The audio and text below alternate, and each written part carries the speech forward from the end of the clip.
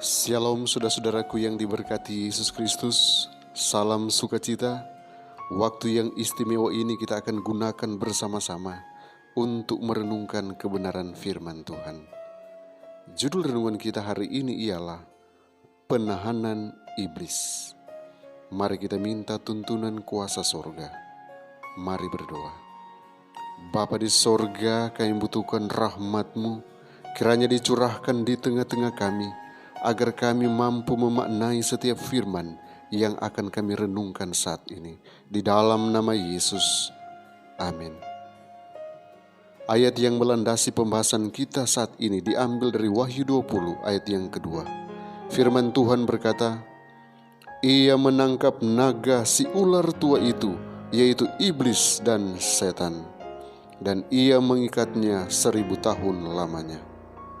Saudaraku, Pewahyu meramalkan penghalauan iblis itu, dan akan dijadikannya dunia ini porak-porandak dan gersang.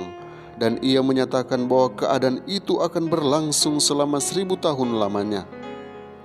Setelah menyatakan pemandangan mengenai kedatangan Tuhan yang kedua kali dan kebinasan orang-orang fasik, nubuatan itu meneruskan. Lalu aku melihat seorang malaikat turun dari sorga, memegang anak kunci jurang maut dan suatu rantai besar di tangannya. Ia menangkap naga itu, si ular tua itu, yaitu iblis dan setan, dan ia mengikatnya 1000 tahun lamanya, lalu melemparkannya ke dalam jurang maut itu dan memeteraikannya di atasnya, supaya ia jangan lagi menyesatkan bangsa-bangsa sebelum berakhir masa 1000 tahun itu. Kemudian daripada itu ia akan dilepaskan untuk sedikit waktu lamanya.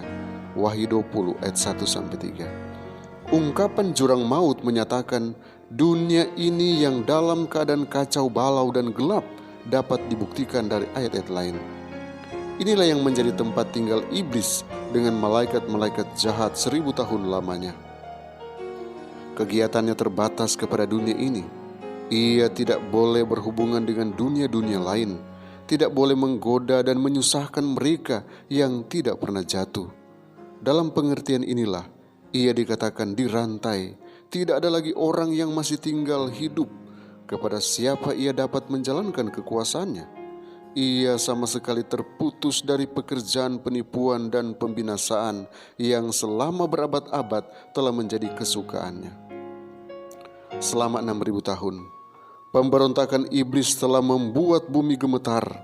Ia telah membuat dunia seperti padang gurun dan menghancurkan kota-kotanya, dan yang tidak melepaskan orang-orangnya yang terkurung pulang ke rumah. Selama 6000 tahun, rumah penjaranya telah menjadi tempat umat Allah, dan ia berusaha menawan mereka selama-lamanya. Tetapi Kristus telah memutuskan rantai pengikatnya dan membebaskan para tawanan itu. Selama 1000 tahun, iblis akan mengembara ke sana kemari di dunia yang sunyi untuk melihat akibat dari pemberontakannya melawan hukum Allah. Selama waktu itu ia sangat menderita. Sejak kejatuhannya, hidupnya terus-menerus bergiat sehingga tidak ada waktu baginya untuk merenung. Sekarang ia tanpa kuasa dan dibiarkan memikirkan dan merenungkan bagian yang telah dilakukannya sejak pertama kali ia memberontak melawan pemerintahan sorga, dan membayangkan dengan ketakutan dan gemetar masa depannya yang mengerikan. Diadaptasi dari Alfa dan Omega jilid 8, halaman 695 dan 697. Kiranya Tuhan memberkati kita hari ini. Mari kita berdoa. Maha besar Tuhan yang bertakhta dalam kemuliaan kerajaan sorga, kami datang mengangkat syukur karena keagungan-Mu yang nyata bagi kami. Kami terus memuji Engkau karena Engkau tetap menyatakan kuasa-Mu di tengah-tengah kami. Kami terus memuliakan Engkau karena Engkau baik dalam perjalanan iman kami. Saat ini kami mau melakukan semua kegiatan kami. Tuhan tolong layakkan kami, ampuni dosa-dosa kami, agar semua permohonan yang kami layangkan boleh menjadi bau harum di hadapan hadirat-Mu Tuhan. Oh Bapa di sorga, terima kasih untuk pengampunan yang Kau berikan bagi kami. Saat ini kami boleh dilayakkan. Kami datang mau berdoa, kiranya Engkau akan berkati, akan masalah yang dihadapi dunia ini, COVID-19 sepertinya masih terus ada di atas bumi ini. Karena itu Tuhan, Engkau kiranya memberkati semua umat Tuhan. Lindungi mereka, pagari dengan kuasa-Mu, sehingga mereka tidak terpapar dengan COVID-19. Sekalipun mereka terpapar, tapi kuasa-Mu juga akan menyembuhkan mereka, akan memulihkan mereka, dan akan mengangkat sakit penyakit mereka. Oh Tuhan, karena itu kami datang menyerahkan seutuhnya hidup kami hanya di bawah kendali-Mu. Hindarkan kami dari kecelakaan, maut yang mudah berlaku bagi kami.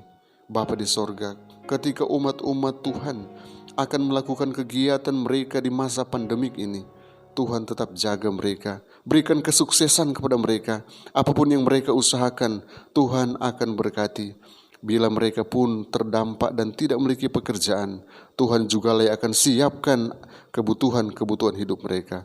Karena itu Tuhan, kami hanya mengandalkan Engkau dan menyerahkan kehidupan anak-anak Tuhan ke dalam tangan-Mu. Tuntun langkah kaki mereka, biarlah Engkau senantiasa berjalan bersama-sama dengan mereka. Hari ini kami percaya ada sukses yang kami raih, karena kami menyerahkan total hidup kami hanya di bawah kendali-Mu. Pertolongan-Mu akan nyata bagi kami. Terima kasih Yesus untuk jawaban doa. Terima kasih untuk apa yang Engkau mau lakukan bagi kami hari ini. Karena kami menyerahkan kehidupan kami hanya di dalam nama Yesus Tuhan dan Juru Selamat kami. Amin.